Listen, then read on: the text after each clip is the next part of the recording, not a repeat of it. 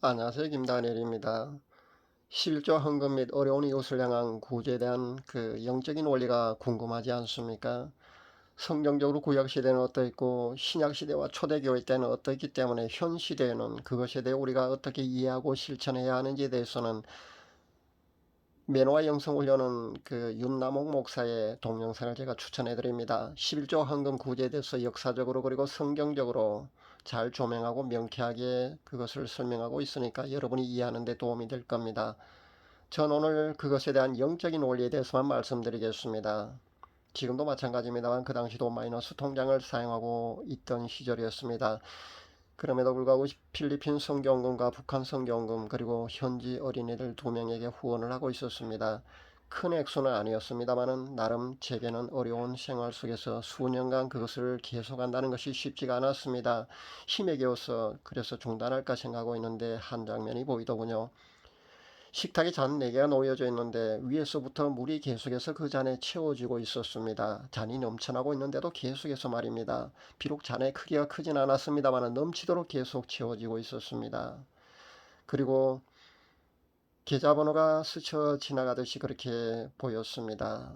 그러니까 이것은 제가 성경금을 보내고 구제하는 것에 대한 영적인 축복이 그렇게 계속적으로 잔이 넘치도록 그렇게 부어진다고 여러분이 이해하시면 됩니다. 지금은 한 곳의 어린이를 후원하는 것을 제가 그만두었습니다. 그러나 제가 그 환상을 본 뒤에 아직 세 곳의 후원은 계속하고 있다는 겁니다. 한 곳을 그만둔 것도 사실은 그 선교사님이 제가 후원하는 그 아이에 돌아가는 그 후원금을 다르게 사용하더라고요. 그것을 보았기 때문에 그만두었습니다. 가난한 선교사의 입장을 제가 충분히 이해는 합니다만은 속이면서 만약에 그렇게 하는 것은 그 지극히 작은 것 하나라까지도 하나님이 그 불꽃 같은 눈동자를 우리는 피할 수 없다는 것을 분명히 알아야 합니다. 우리는 누구도 그 예외 없이 천년왕국이 끝나게 되면 하나님의 백보자 심판을 받아야 합니다. 물론 예수님이 변호해 주시지만은 아주 사소한 잘못까지도 하나님 앞에서는 우리가 숨길 수 없다는 것을 분명히 알아야 합니다. 그렇기 때문에 우리는 하나님에 대한 경외심을 끝까지 잃지 않는 그런 자세로 신앙생활을 해야 한다는 겁니다.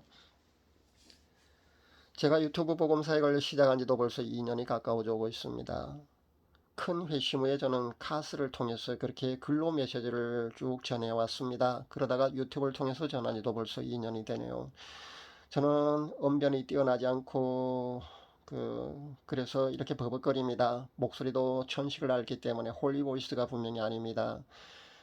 그리고 PC 다루는 능력도 뛰어나지 못해서 시청각적으로 그렇게 글도 띄우고 아름답게 그렇게 편집해서 여러분이 이해할 수 있도록 그렇게 띄우지를 못합니다.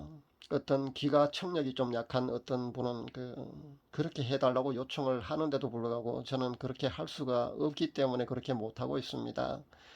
그리고 제가 영성이 아주 탁월한 그런 뛰어난 영성가도 못 되고요. 그리고 내용도 아주 뛰어난 그런 사람이 못 됩니다. 그러다 보니까 구독자 수도 사실은 미미합니다. 얼마 되지 않습니다. 그리고 한편의 동영상을 올리게 되면 조회수가 사실 너무 적어서 어떤 때는 그만두고 싶을 때가 한두 번이 아닙니다. 그럼에도 불구하고 지금까지 제가 계속해서 2년 가까이 이렇게 동영상을 계속 올릴 수 있었던 것은 제가 중단하려고 하면은 갈급한 영혼의 구독자, 그런 소수의 구독자가 간청을 합니다. 그래서 저는 중단할 수가 없어서 이렇게 계속해서 전하고 있는 겁니다. 어저께는 후원을 하고 싶으니까 제 계좌 번호를 좀 알려달라는 한 구독자가 있었습니다. 메시지를 보내왔는데 느낌으로 봐도 그냥 5만원이나 10만원 정도를 보내려는 것이 아닌 것 같아 보였습니다. 그래서 망설여지더군요. 그래서 마음만 감사히 잘 받겠다고 했더니만은 재차 꼭 보내야겠다는 그런 의사를 제게 보내왔습니다. 그래서 계속 거절하는 것도 성의를 무시하는 것 같기도 하고 해서 하나님께 기도해 보겠노라고 그렇게 메시지를 보내놓 제가 기도해 보았습니다. 밥상에 밥과 국 그리고 반찬 서너 개, 그러니까 한식으로 차려진 제가 늘 먹는 밥상이 보였습니다. 그런데 그 밥상에 틀에 넣어서 만든 듯한, 그렇게 찍어서 만든 듯한 빵 5개도 함께 올려져 있더군요. 그래서 후원금이 좀 많더라도 제가 받아도 되는 것으로 이해를 하고 제 계좌번호를 알려주었습니다. 그랬더니만 생필품 즉 비축품 구입하는 데 보태라면서 그런 메시지와 함께 후원금을 송금해 왔더군요. 액수가 제가 본 대로 큰 액수라서 사실 받는 것이 부담스럽고 그럴 것 같아서 사실은 사양하려고 했던 건데 하나님이 받으라고 하시니까 결국 고맙게 제가 받았습니다. 곧 더 극심한 핍박이 가해지고 신신 미접종자들은 생필품 구하는 것조차도 아마 어려운 날이 분명히 올 겁니다.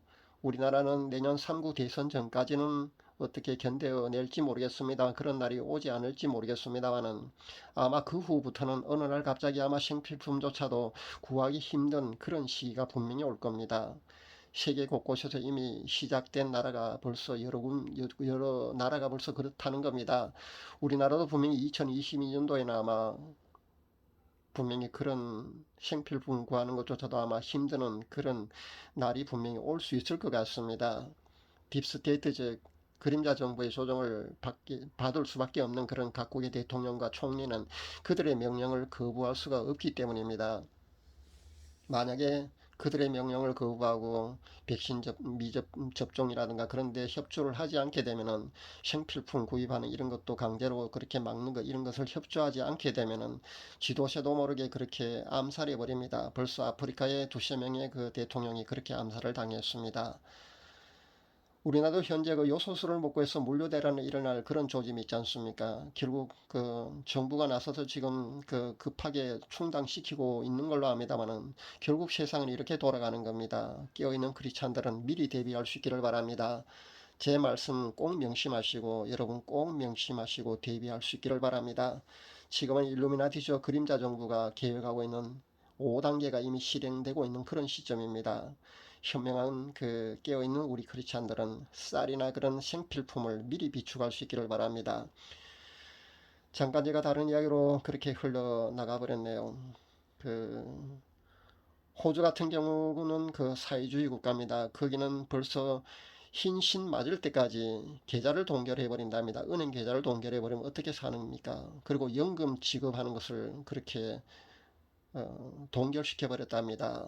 사회주의 국가니까 아마 이렇게 할 수 있는 걸로 압니다. 우리나라도 벌써 좌파 정권이 현재 끝나가고 있는데 아마 정권 재창출이 될 가능성이 큽니다. 만약에 좌파 정권이 한 번 더 들어서게 된다면은 분명히 아마 이런 날이 올 것 같습니다. 여러분 각오 단단히 하시고 미리 준비할 수 있기를 바랍니다. 유튜브나 카스의 글을 보면은 그 중에는 11조를 하게 되면 지옥에 간다. 신약시대나 초대교회 때는 11조를 하지 않았다. 그런 기록이 없다면서 11조 무용론을 주장하는 사람들이 꽤 많이 있더군요. 헌금에 대해서도 구제에 대해서도 그런 행위로 구원받는 것이 아니라면서 그렇게 비판하는 글과 함께 동영상이 꽤 많이 돌아다니고 있더라고요. 제가 그것을 보았습니다. 이런 사람들의 그런 인본주의적인 그들의 생각에서 나온 메시지입니다. 그러니까 여러분이 올바른 판단을 할 수 있기를 바랍니다. 초대교회는 분명히 11조를 했다는 기록이 없습니다. 그것이 사실입니다. 그러나 사도행전 4장 32절에서 37절 말씀을 한번 보십시오.